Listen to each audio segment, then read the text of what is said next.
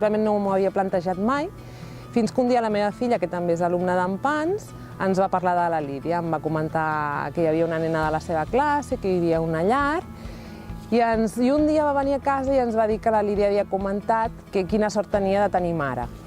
I això, mira, ja m'emociono, i això em va tocar molt al cor.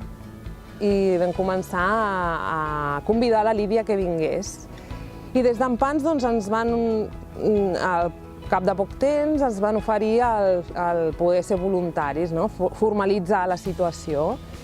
I ens va semblar fantàstic formalitzar-ho, fer un voluntariat ben fet i que la Lídia realment fos part de la nostra família. Crees un vincle i el fet de donar amor, de fer alguna cosa positiu per a algú, també enganxa. I per què ho recomano? Doncs primer perquè hi ha molts nens, nenes, molts nois, noies, que els hi manca una miqueta el que és això, saber el que és el caliu d'una llar. Tot i que a la Fundació fan els monitors i les monitores fan unes tasques, encomiables. Jo crec que el més valuós que tenim és el temps.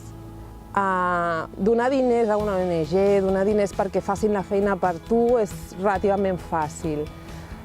Dedicar temps a una persona que ho necessita és realment el que t'implica. O sigui, t'impliques i jo crec que és el més valuós que pots donar a una persona. El temps, estimar, que t'estimin, i és el regal més meravellós. O sigui, fer sentir algú estimat és el millor regal que pots fer a algú i és el millor regal que pots rebre, també.